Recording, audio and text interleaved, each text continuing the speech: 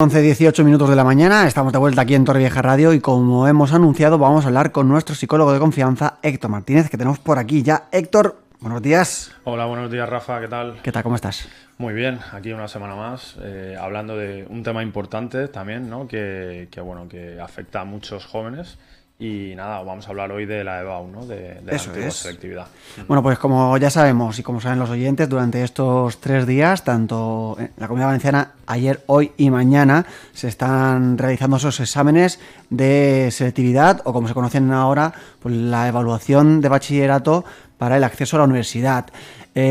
Una época, yo comentaba ayer con Gertrude que sí que es cierto que puede ser muy importante, pero que luego al final en tu futuro puede ser que no determine nada. Pero evidentemente cuando estás en esas etapas formativas, tu primer objetivo supongo que es, pues sí, que estar en la universidad, vivir esa experiencia también un poquito y luego pues tener esas salidas profesionales que te da tener un título universitario. Pero bueno, antes de entrar en eso, Héctor, si te parece, hablamos de cómo son estas fechas o cómo son afrontar una situación así, como es un examen tan importante, como puede ser tan importante el examen de selectividad.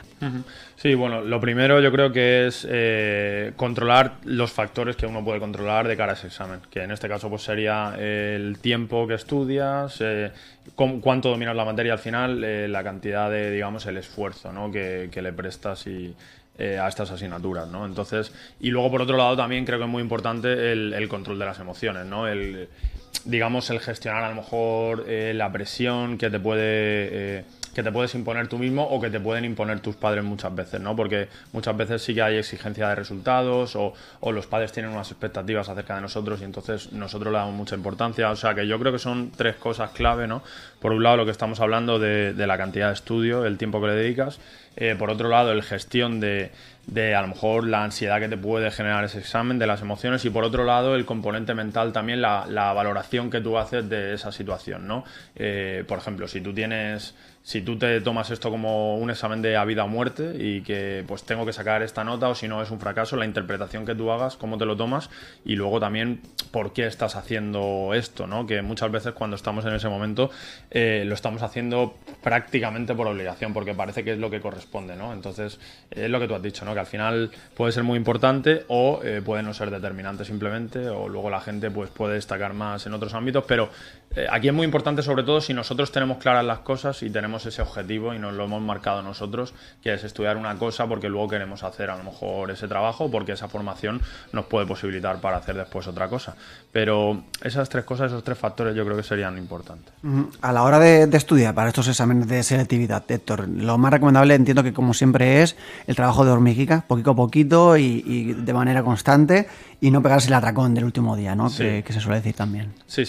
Al final ya casi sería estudiar prácticamente como se debería estudiar en la universidad. Bueno, yo creo que esto ya en bachillerato se debería haber puesto en práctica. Lo que pasa es que muchas veces pues el alumnado está también acostumbrado a dejar las cosas para el último momento, ¿no? Estudiar el día antes o 2 días antes, ¿no? Digamos el mínimo esfuerzo, ¿no? Entonces yo creo que cuando la gente se está preparando esta prueba, tal vez sí que aprietan un poco más o estudian con más antelación.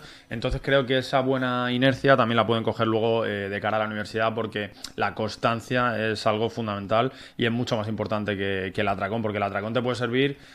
Aquí en la EBAU ya no creo que funcione, pero como mucho te podría servir en algún caso en bachillerato o tal. Pero luego en la universidad obviamente no va a servir, ¿no? Así que, pues sí, lo que tú dices, ¿no? Al final el trabajo constante y el que se ha hecho también durante todo el año. O sea, que la EBAU no se prepara en 2 semanas cuando termina el curso. Yo creo que se prepara a lo largo de todo el año exigiéndote las asignaturas, que ya te está contando también la media para luego la universidad junto a la EBAU. Y entonces ya en la EBAU, pues ahí también ser constante y si tú has hecho un buen trabajo durante todo el año, precisamente es que no vas a necesitar pegarte el atracón porque vas a tener las cosas también más o menos frescas. Quizá los primeros temas no y ahí pues tendrás que repasar, pero si eres una persona responsable, constante, que se ha ido esforzando durante todo el año, pues lo vas a llevar bien. Y si no, pues adquirir o intentar adquirir ese buen hábito, aunque sea ahora, de ser constante. Hoy ya, si están inmersos en los exámenes, pues eso, les queda hoy y mañana, ¿no? Entonces, pues quizás si no se ha hecho, pues ya es tarde, pero se puede poner en práctica en la universidad o si en el peor de los casos, pues se tiene que recuperar esta prueba. Sigue, por favor, que me queda sin voz. Sí, no, nada, estamos ante un momento, yo creo, muy importante en la vida al final de los estudiantes, pero yo creo que aquí lo más importante no es tanto la prueba en sí como el hecho de saber y de conocerse a uno mismo y saber lo que queremos. Lo digo porque en muchos casos es muy pronto para tomar esta decisión. Por ejemplo, en algunos países, creo que es en Dinamarca, pues les dan un año sabático a lo mejor a los estudiantes para que se tomen un tiempo para plantearse su futuro. Entonces, bueno, aquí en España yo creo que vamos un poco con el piloto automático y muchas veces somos también víctimas de esa obligación moral que tenemos muchas veces con nuestros padres, ¿verdad? Porque nuestros padres, a lo mejor si... Yo creo que todos más o menos tenemos las mismas capacidades o características y aquí lo que marca la diferencia obviamente es el esfuerzo y la constancia, ¿no? Pero es verdad que hay gente que tiene un poquito más de facilidad, entonces en estos casos muchas veces los padres exigen mucho a esas personas y eso puede hacer que intenten encauzar su vida y su futuro, ¿no? Como yo quiero que mi hijo estudie esto o que siga mis pasos o que haga algo que a mí me gustaría haber hecho, por ejemplo. Entonces yo creo que la libertad de cada persona a la hora de decidir, eso es muy importante. Entonces esto puede ser decisivo, pero lo realmente decisivo es qué voy a hacer después de esto, ¿no? ¿Qué voy a hacer en la universidad? Si voy a estudiar algo porque yo quiero y para conseguir algo que quiero, o si lo estoy haciendo porque no sé lo que quiero, entonces en ese caso va a ser un error prácticamente seguro. Entonces creo que hay que replantearse muchas cosas si no nos las hemos planteado ya, porque seguro que algunos alumnos tendrán en mente una decisión y algunos de ellos, estoy convencido también, de que habrán elegido algo simplemente porque es lo que más salidas tiene, o es lo más fácil, o es lo más... Entonces en ese caso, casi siempre, en el 90% de los casos, va a ser un error y luego probablemente van a cambiar de opinión y esto nos puede también hacer perder tiempo, ¿no? O sea que el tiempo es verdad que nunca se pierde, pero si luego sacamos un aprendizaje de ahí, nos conocemos un poco mejor y tenemos más claras las cosas. Pero en caso contrario, pues sí que puede transformarse en una pérdida de tiempo. Es complicado cuando estamos hablando de educación y claro, ahora como que se entremezclan muchas cosas, ¿no? Pues hablamos del bienestar de los niños que luego son adolescentes y luego pues son universitarios o adultos funcionales, ese bienestar, el que haga lo que quiera y luego pues también ser... cierta permisividad que no sé si ahora los padres modernos o los padres de ahora tienen más que tenían con nosotros en la generación anterior. O sea que se mezclan muchas cosas para luego llegar a este punto de la vida de ellos en las que les abocamos a que elijan una carrera que luego no sabemos exactamente muy bien qué consejo darle, ¿no? Que les guste, que tenga salidas profesionales, como estábamos comentando, que sea útil para su vida diaria. O sea, que se juntan muchas cosas en la educación de los niños que quizás algún día también la podríamos abordar y que bueno, desembocan en esto, ¿no? Es como también soltar de la mano a los niños, ¿no? Este es el momento en el que cogemos a nuestros hijos, les soltamos y dice, bueno, ahora eres universitario, con el apoyo económico quizá, pero ahora esta es tu vida. Desde aquí lo que hagas adelante va a ser tu vida. También supongo que es una cuestión muy de cierta responsabilidad, ¿no? Ya para los adolescentes que dejan de serlo y empiezan a ser adultos. Sí, es una época complicada. Creo que es una época complicada. Cuando tienes 18 años, pues sí, empiezas a ser adulto, pero todavía estás formando tu personalidad, todavía no te conoces a ti mismo probablemente, todavía no tienes el control probablemente de tus emociones ni de tu mente, entonces estás un poco pues ahí, sí, a lo mejor hay gente que se conoce mejor, hay gente que es más responsable, hay gente que tiene mejores hábitos y sí que a lo mejor tiene más claras las cosas. Entonces, bueno, pues en términos generales, tal vez emocionalmente las chicas son un poco más inteligentes o maduran un poco antes muchas veces y se conocen un poco mejor. Entonces, pues en ese sentido la responsabilidad puede ayudar. También hay algunos chicos muy centrados y que ya saben lo que quieren y que luego optan por tener un buen trabajo, por ejemplo. Entonces, yo creo que de cara a tomar una decisión, lo más importante sin duda es elegir algo que te vaya a llenar, un trabajo que te vaya a hacer feliz. Entonces ya no estarías trabajando para vivir, sino que estarías viviendo mientras trabajas. Yo creo que eso es muy importante, ¿no? Porque muchas veces si estás en un trabajo que no te gusta, pues estás con esa obligación y entonces vas a conseguir el dinero simplemente, ¿no? Entonces yo voy a conseguir el dinero para sobrevivir y luego pues el fin de semana disfrutar. Y entonces también en estos trabajos muchas veces se pueden producir pues adicciones, insatisfacción, un vacío, ¿no? Porque luego llega el fin de semana y como has estado trabajando trabajando en algo que no te gusta durante toda la semana, pues luego vas a buscar una vía de escape porque ahí hay insatisfacción. Yo sé que en todos los casos no se puede elegir y que todos los trabajos obviamente son dignos, pero creo que a estas edades siempre se tiene la capacidad de elegir y que afortunadamente la gran mayoría de los estudiantes aquí en Torrevieja y prácticamente en todos los lugares de España pues tienen la oportunidad de a través de su esfuerzo poder elegir y a través de también su reflexión, ¿no? Para saber lo que quieren.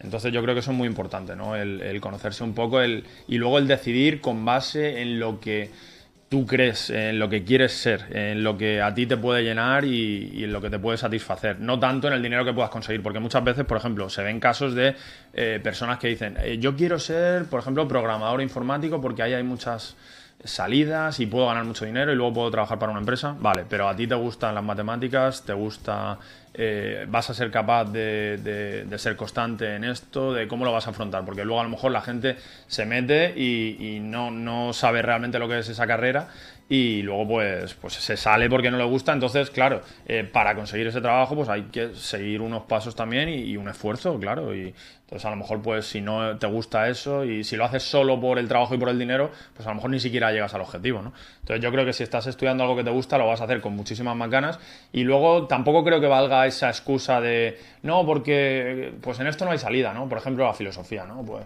¿por qué voy a estudiar filosofía si no hay salida? Hombre, siempre vas a tener la salida de la docencia, por ejemplo, y luego, sin ir más lejos, es algo que te puede satisfacer a ti, puedes, digamos, dedicarte a la labor más de investigación a lo mejor, o puedes dedicarte pues simplemente a la divulgación incluso online, ¿no? O crear tu propia salida, darle otro enfoque, ¿no? Porque parece que estamos muy encorsetados en los esquemas antiguos, ¿no? De, pues si estudias Derecho, eres abogado y trabajas en un despacho. Si estudias Medicina, vas a trabajar en un hospital. Si estudias... Pero hoy en día no, hoy en día a través de Internet tenemos muchísimas más opciones, las podemos crear nosotros mismos incluso. Tenemos ya la creación de contenido donde las personas ya casi son marcas, ¿no? Somos nuestra propia marca y luego pues nos damos visibilidad a través de las redes sociales. Entonces creo que hay muchas más opciones y no deberíamos cerrarnos solo con una opción y tener la mente un poco más abierta y siempre profundizar. ¿Qué opciones puedo tener? ¿Qué es lo que me gustaría conseguir? Entonces, valorar muchas cosas, no cerrarme solo con una, ir a por la que más me guste y si no, pues tengo otra opción, un plan B, ¿no? Uh-huh.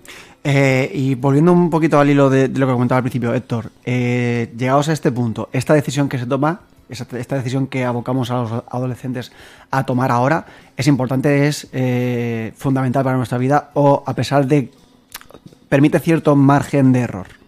Sí, creo que permite margen de error creo que deberíamos enfocarlo de esa manera también. Deberíamos enfocarlo como que no es algo determinante. ¿Por qué? Porque si lo vemos como algo fundamental y donde no podemos fallar, luego si fallamos lo vamos a interpretar como un fracaso y luego si hacemos esa interpretación de nuestra situación, si decimos, no, es que yo he fracasado, no lo he hecho bien, ¿qué va a pasar? Que atentamos contra nosotros mismos y podemos entrar incluso en un episodio depresivo o podemos no confiar en nosotros y entonces dejarnos llevar o creer que nosotros no somos válidos y entonces no vamos a luchar por conseguir otra cosa. Entonces yo lo enfocaría siempre con perspectiva. Sí, es un momento importante, ¿de acuerdo? Es un momento donde hay que decidir y lo más importante por eso es pensar lo que realmente a mí me gustaría y entonces tomar esa decisión. Pero si me equivoco, pues realmente soy joven, no pasa nada, entonces, pero voy a pensar, o sea, quiero decir, equivocarse o tener problemas, vale, no pasa nada, forma parte de la vida, pero luego tengo que sacar un aprendizaje también de esos problemas, tengo que ver por qué me ha ocurrido y para que no me vuelva a suceder y luego, por lo tanto, pues tomar una mejor decisión en el futuro. Entonces, pues ese creo que es un apunte también importante. Y una vez que llegamos ya al momento decisivo, ¿no? Que es la elección, ¿no? Han salido las notas, tenemos nuestra nota de corte y, por suerte, por desgracia, vamos a estar ahí. ¿Qué pasa con esas personas que no consiguen llegar a la nota de corte, a la nota de corte de la carrera que ellos quieren? ¿Qué le podemos decir? Que sí, ante ese desánimo y esa situación que a veces se produce, ¿no? De, bueno, un año perdido, a lo mejor tengo que volver a examinarme el año que viene otra vez de selectividad para sacar mejor nota y poder tener opción.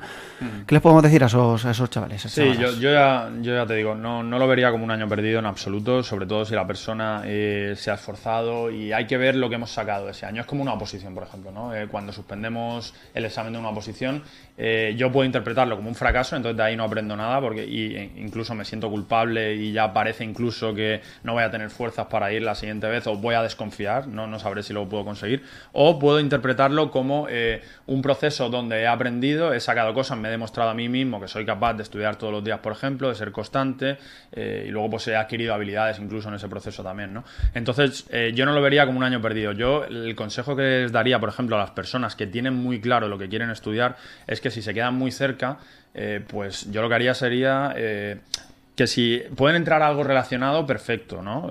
Y si también les gusta otra cosa, perfecto. Pero si no, pues sería como suspender a lo mejor en cuarto de primaria, ¿no? Si no han suspendido nunca hasta ahora, y porque hay muchos alumnos, ¿no?, que suspenden en cuarto de primaria, repiten cuarto y luego, ¿no? O primero de la ESO, por ejemplo, ¿no? ¿Qué pasa? Que si repites un curso más mayor parece que pierdes un año por suspender la EBAU o por no alcanzar tu objetivo, ya es más grave, simplemente porque es más mayor y que ya estás más cerca de ese momento donde ya eres adulto y parece que tienes que cumplir y que tener esa responsabilidad, ¿no? Entonces yo les animaría a dedicarse un año a lo mejor pues a lo mejor trabajar, estudiar inglés y preparar la prueba o algo así. Esa podría ser una buena alternativa. Y luego, pues para obtener mejor resultado, si es algo que tienen 100% claro que quieren hacer. Entonces yo no renunciaría a lo que quiero hacer. Más vale esperar un año y darlo todo ese año que meterme a cualquier cosa y tirar la toalla. Yo no soy partidario de eso. Pues Héctor, si por alguna razón las personas que nos están escuchando, los estudiantes que no consiguen entrar en la carrera que quieren, alguien que no se sienta a gusto con sus resultados o cómo han elaborado o cómo han hecho la prueba de selectividad, otros temas en general, ¿dónde se te puede encontrar? ¿Dónde podemos encontrarte para pues pasar un poquito de terapia y que nos guíes con tu consejo? Sí, pues tengo la consulta en Joaquín Chapaprieta, 26B, junto a Correos, y también los oyentes pueden localizarme poniendo en Google psicólogo Héctor Martínez. Pues Héctor Martínez, un placer tenerte por aquí y hasta la semana que viene. Muchas gracias, Rafa. Un saludo.